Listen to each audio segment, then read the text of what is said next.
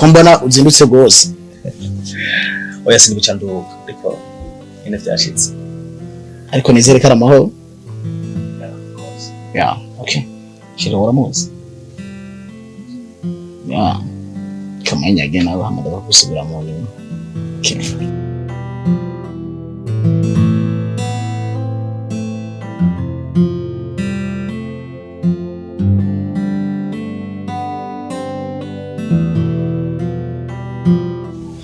Nuri guruguru. Reka tuyagire ngahandi po.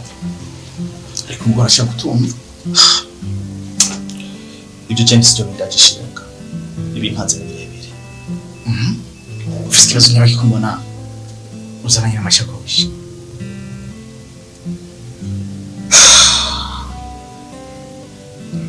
Wa mugore wongeye kunyirukana.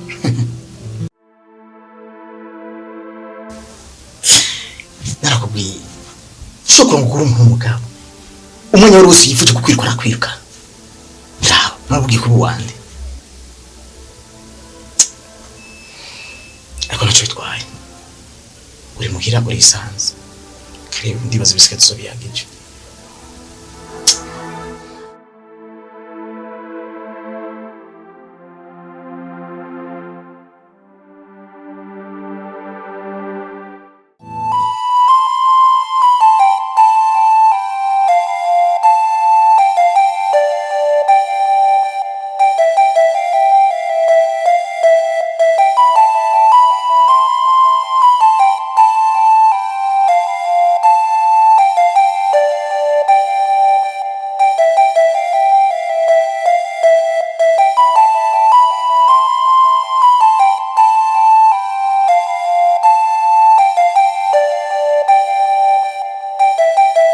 Asibinzo kuguma muhira.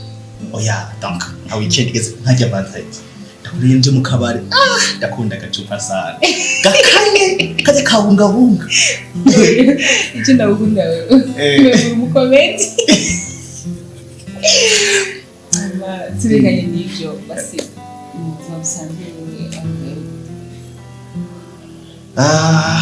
Ba. Yenze ku mugabo wawe kubwiye. Ariko kandi imbere yuko nzanga natandukanye n'uwo twari kumwe. Nari ifise kuri mama bajya gufashuka mama. Ngo twabana yari umugore wanje ko narabyonze ntaranyukana. Arashaka kumbwira ko wari nari Mario nari ndongowe n'umuntu nyine w'umumama. uba n'umuhungu mwiza nkawe n'umwe. Gacabikira kurongora umuntu mama.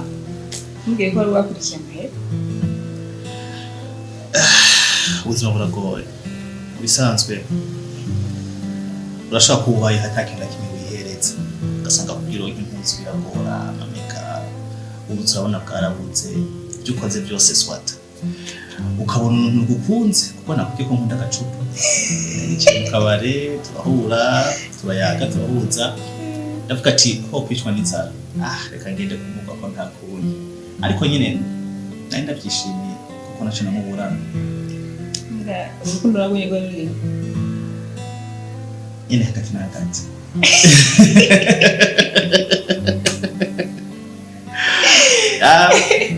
Wari ruri mu nyine biraba. Fana cyane mugabo. Nyine ndamukunda rimwe hane ntamukunda nyine. Agize icyampaye.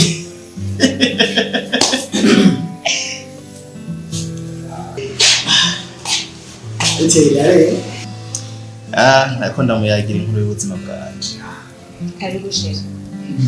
Merci. Nari narinze ndabibiherera kuko ntabwo ndabibiye. Niba bayaga naco twari.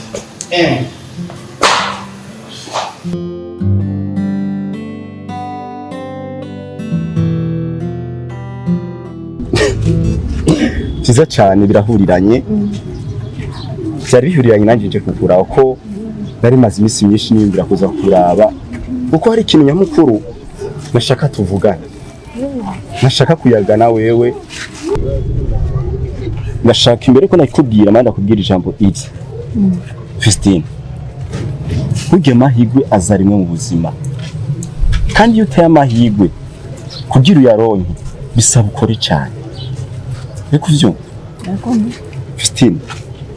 nararavye ndababazwa n'ubuzima bubayemo, ndabona ko cyukuri ukwiye kuba nk'umwamikazi udakwiye kuba mu buzima nk'ubwo urimo. Nuvume ngo hari ikintu kinkoze ko Vestine, urakeneye umuntu aguhagararira akakubera umwami nawe ukamubera umwamikazi. Navuze ngo ntegezwa kuvugana nawe ndakubwire, ndakumvishe, ndakubere umwami nawe umubere umwami. Hora! Ivyo bijambo aho akabivugiye ni wowe nzi. Vestine, uriko uravuga ibijambo nk'ibi umuntu nari nizeye nk'umugenzi w'umugabo wanje pfamve ni uriko urambara ibijambo nk'ivyo. Vestine, biragoye ariko ndashaka unyumvire. Vestine, shaka kugufasha, ni nk'ubufasha shaka kuguha. Ndababazwa n'umubabaro ugira uri kumwe n'umwana wa ukaba ufise umugabo adafise na objectif yo kudandaza ibye, ariko ndikuraraba Vestine, urukundo rw'ubukene rusa nk'umutaxivero. Ni nk'umutaxivero yindira kubaka etage, amafaranga yakoye mu taxivero. Ariko ndakubisha ijambo rimwe, ubuzima urimwo urakwiye kubona umuntu ashobora kukubera ingazi mu buzima bwawe. Urukundo jewe nshaka dukundane ni gufasha umwana wawe, ntubufasha ntuvyumve nawe. Vestine, ndakwingize, ndashaka Numureko. Vestine, biragoye gutahura cyane kuko niryo cyane, ariko Vestine sishobora kumva ukuntu ushobora guhata umugabo wawe ukamubwira ko ari umuntu akomeye cyane. By'ukuri wowe hajya urabona ko ufise umugabo wewe, umugabo wawe ubona ko ari n'umugabo w'imbwa. We! Hasoni! Vestine, umugabo wanje ndakubwira ijambo rimwe.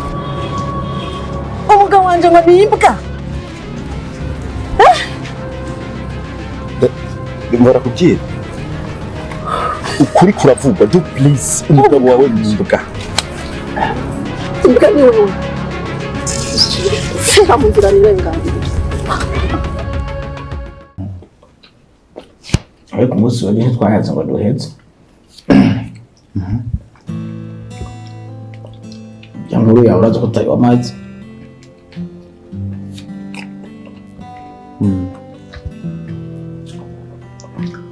Yavyifashe gutera.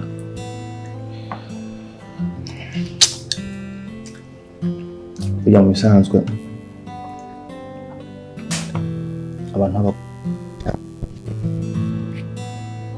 nanubu sindatahura ikosa yo barampoye kugira ngo ashike ku rwego rwo gufata ingingo nk'iki.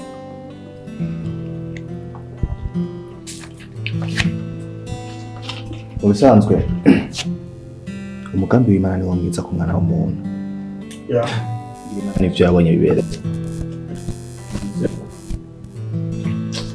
Dios aho bapeti. Merci. Yasa n'urangije. Merci. Muryoherwe.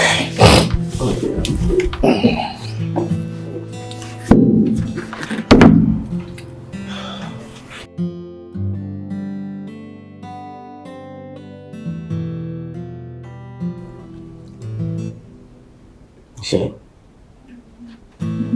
Futar kwa fungo.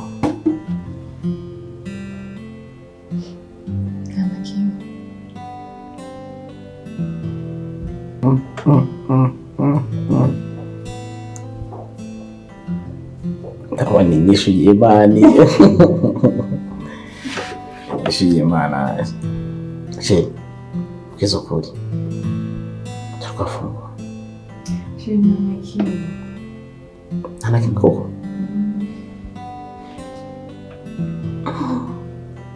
Ofisinda. Ofisinda wewe. Ugomba uza dutsibe.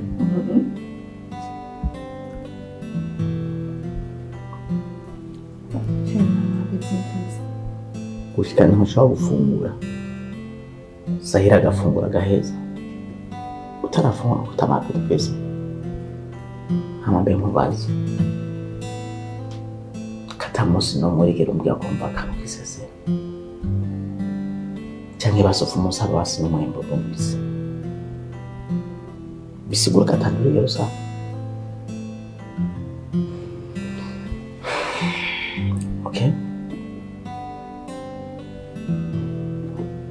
tuliza gishoma mu mva nyinshi z'Imana.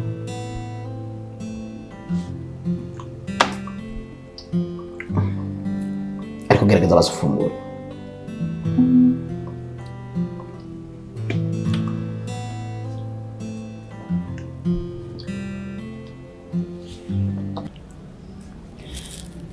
Hari ikintu ushaka ko tuvugana ariko mbabarire cyane.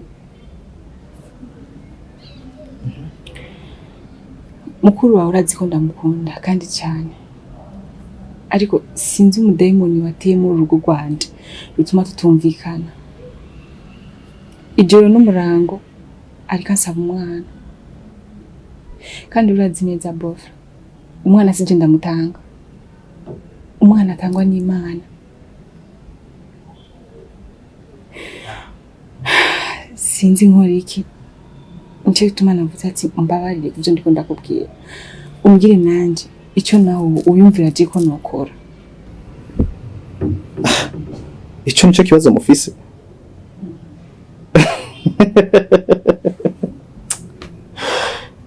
Aise. Enda kugira ikintu. Nimba tavyara naza enda muvyarire. Mimi yeye ni damu moja. Kama azai namzalia, tatizo liko wapi? Yaani watu wengine sio watu wa kuhadisia matatizo yako kweli? Yaani mimi nimekuja kwako nikwambie matatizo yenye niko nayo. Juu nisaidie. Lakini uko unaletea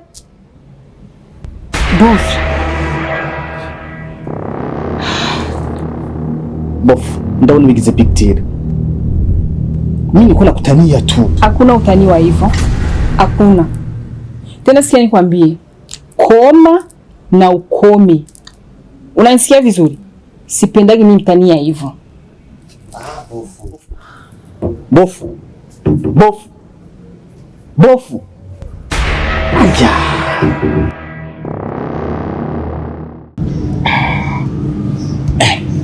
Kuzwe.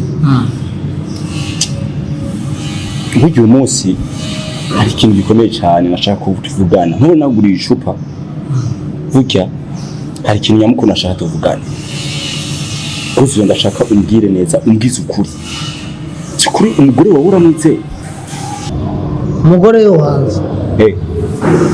Maria jewe tubanye neza.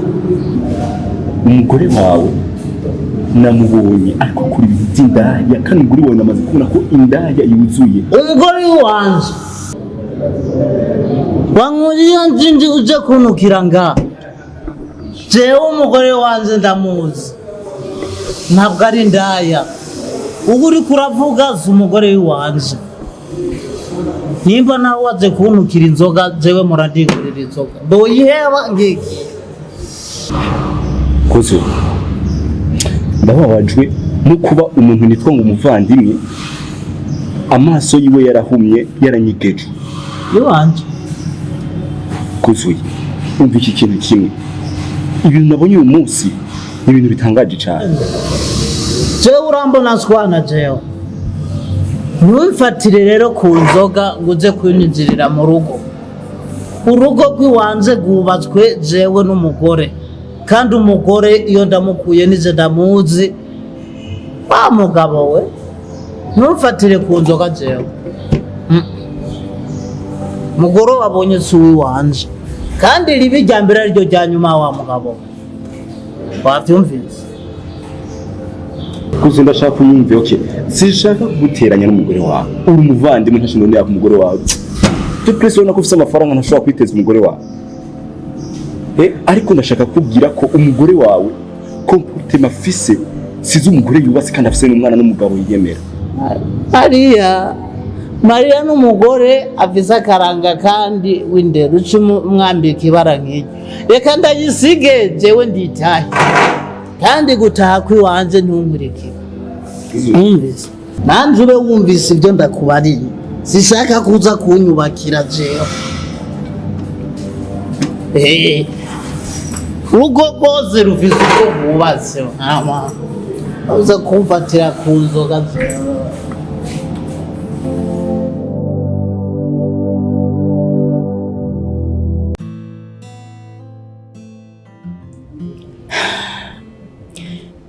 Kari nari nzi kugira urugo rwiza, kandi kugira umugabo afise amahera, afise inzu nziza, afise umuduga, kumbe nasanze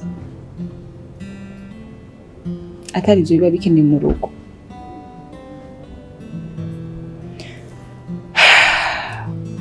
Ubaho ngezeje n'ukuri kuvyo mfise ntaco mbuze vraiment. Ndambara neza, mpindura ipiriki kuko nshaka, ariko nta mahoro mfise. Nta mahoro ufise?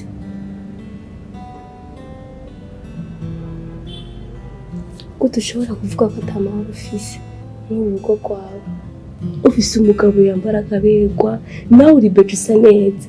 Gute ushobora kumbwira ngo nta mahoro ufise? Sindi ko ndabitahura.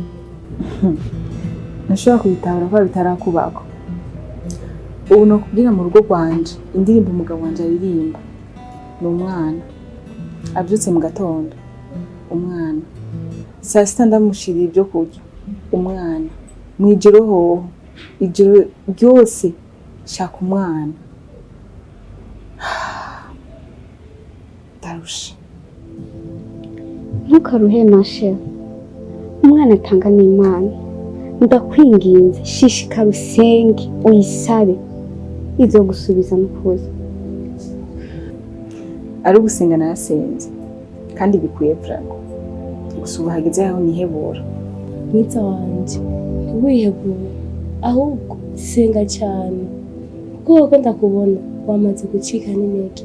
Ariko senga, igihe cyawe nicagera Imana izoguha nawe kandi natwe izokwishima. Sa? Mbega mutamwaje mwangaye. Aya nitwakugaye.